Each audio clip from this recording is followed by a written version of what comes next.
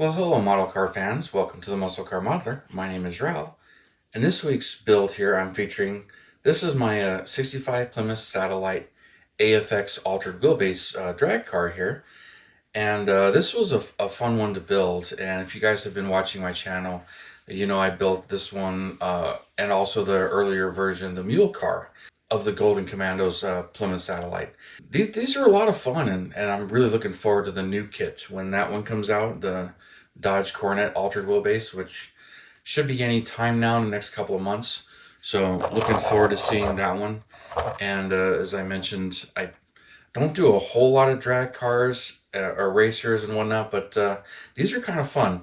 In my previous video of this particular car and this subject, these are kind of fun, but a little hard to research, and they're all point-in-time restorations or racers or anything like that, because the configurations always change and everything.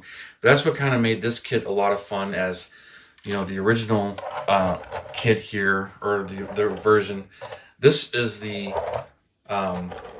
mule car, as it's said to be, and as they progressed, they used a cross ram Hemi in it, and I put the 8 3/4 rear end in this one, as it's kind of disputed or debated on whether or not, you know, officially the Dana 60 wasn't available in production cars until 66, but whether or not these cars got Dana 60s from the factory, I guess originally no, but may have been upgraded to the Dana 60 during the time when they became a little bit more available or units were out there. But this one I put the 8 3/4 rear end in. This one I left the Dana 60 that the kit comes with in it. So I built it, but this one has the Hillborn injection in it, which is in the kit, and they have tall and short runners. But the car has had them eventually, and sometime mid-year, Mopar said, hey, yeah, go ahead and start racing them with the Hillborn injection, get a little bit more power out of them. They were getting just faster and faster.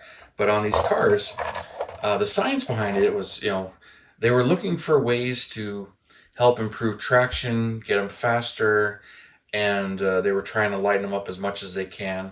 But they were like, all right, let's, some of the engineers were like, okay, if we, you know, how can we improve traction?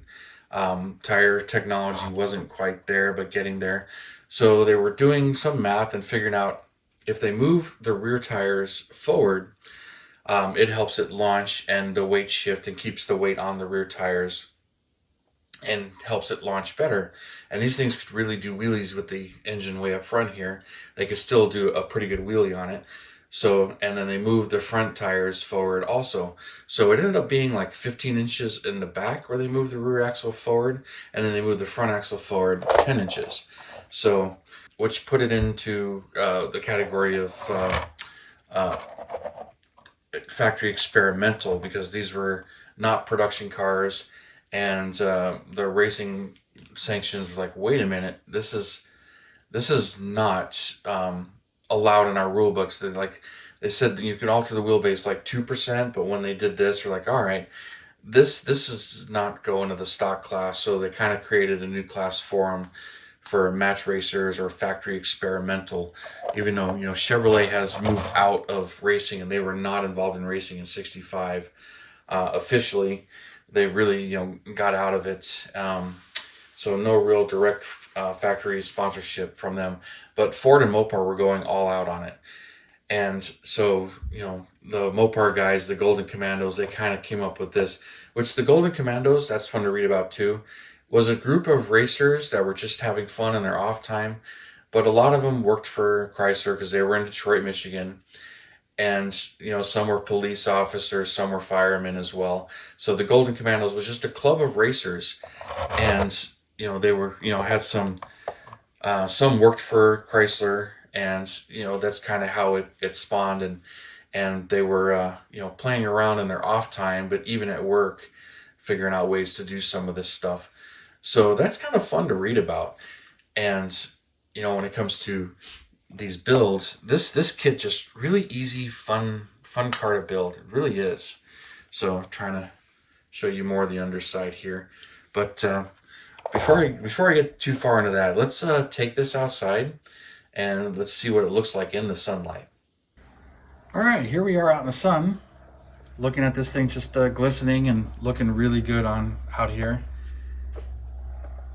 And this one I used a Scale Finishes paint. That's just a 65 Plymouth or Dodge white. There was no real name listed to it. And then I used a turbine bronze, which Scale Finishes had as a 67 color. I'm not really sure how accurate it is, but that's what the instructions said. It was turbine bronze, and it looks really good. I like the way it looks on this one. I was looking forward to this out in the sun and just seeing how it looks. It was kind of a pain to paint. I started with the white first and did the whole body in white, and then I masked and painted the turbine bronze, and it came out pretty nice. But pretty much did it a whole lot of masking and just a little bit of a painting here. It was literally an hour or so of masking for 5 minutes of paint, and then another 15 minutes of unmasking, trying to make sure that I got the masking off without doing any damage.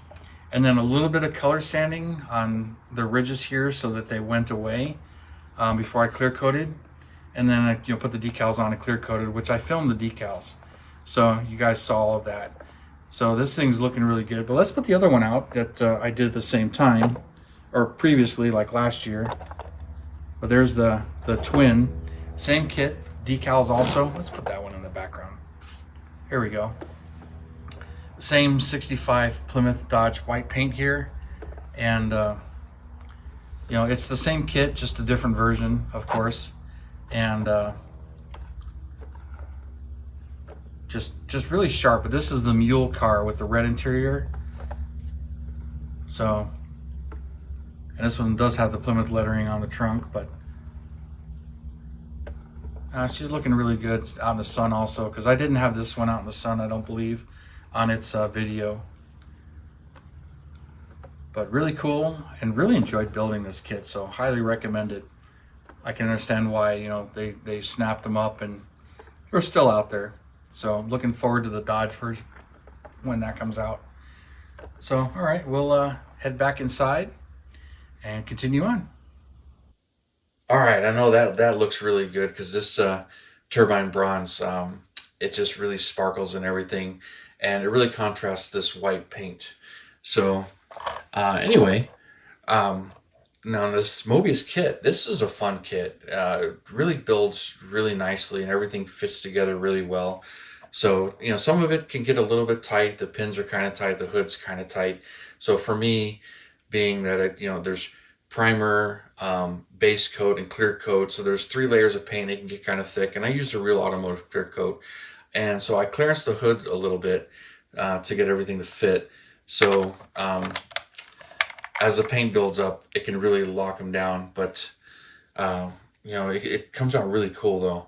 And here's a look at that Hillborn injected Hemi. This is right out of the kit. I didn't wire it or anything. I just basically detail painted everything and put that injection on there. I was trying to go for the magnesium look, so the intake's a little bit darker than it probably should be, but I like the way it came out. And then the mag wheels on the front, painted those up a little bit with some steel to make those kind of stand out. But they really weren't using aluminum wheels in the back yet. A lot of these cars, I understand, they were using the steel wheels in the back, a little bit of weight, and they weren't really getting wide and into some serious custom wheels just yet, but they were coming. So so availability on those wasn't very good, but just had a total blast building this. And paint wise, this is 65 Dodge white from Scale Finishes, and I used the turbine bronze that Scale Finishes uses also. Plus I love the fact that this one has those cones in place of the headlights instead of the clear headlights. But like on this one, I did the clear headlights, which are in the kit also, so being the earlier version. And then if you haven't seen my other video, there's the cross ram Hemi as I did in this one, and it's looking really good on the other side. Both of them have the same oil pan that's in the kit. Those headers are really awesome. There's that 8 3/4 I swapped into this one, but in this one I left the Dana 60 in it, which is in the kit, so I left the Dana 60 in there. And then there's the oil pan as well, which the instructions tell you to use the stock oil pan, but the steering and everything's kind of in different spots. This one is in the kit, and it really clears the steering rod. So went with those. And this one I painted the K-member an aluminum stainless color, and it looks pretty good. But I read somewhere that they were magnesium or they weren't. Heard from somebody that commented that said they were stainless steel on some of them. But a lot of experimental parts and things going on with these where they were just lightening them up. But just total blast to build. And the paint on this, it was kind of difficult as far as masking and all that painting. Did all of that. The gold on the interior, now that it's into Windows, it isn't so obvious that it's so bright gold. But looks really good. But it's what I had. Champagne gold would have been a much better, and I'd use that on the interiors of the Thunderbolts. But this one, it just, now that it's done, it just really looks good to me, and really happy with it. So really pleased with this. And as I mentioned, that 65 Dodge Coronet that's coming out from Moebius as well. I'm looking forward to that. So, but I got to build one of those 65 Comets with that single overhead cam 427. One, those kits, they look really good, and if they fit together like this one, I'm really going to enjoy that. So, without worrying too much about all the details on those cars as well. But I've got some others in there. I kind of showed that Corvette Grand Sport being just like one of the last of the GM ones that popped out of the skunk works on that. So I'm gonna have to try that a little bit. Let's fan this out just a little bit more. Get both of these in here.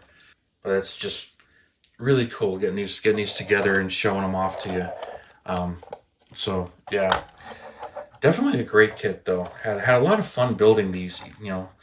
Really was an easy build. Didn't have to stress the details too much, and I was just kind of having fun doing it as something different for me other than your stock muscle car but the story on them is just really great.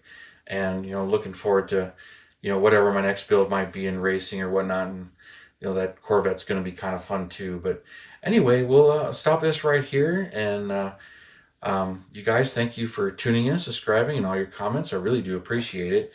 And you guys, you have a wonderful weekend, and I will see you next time.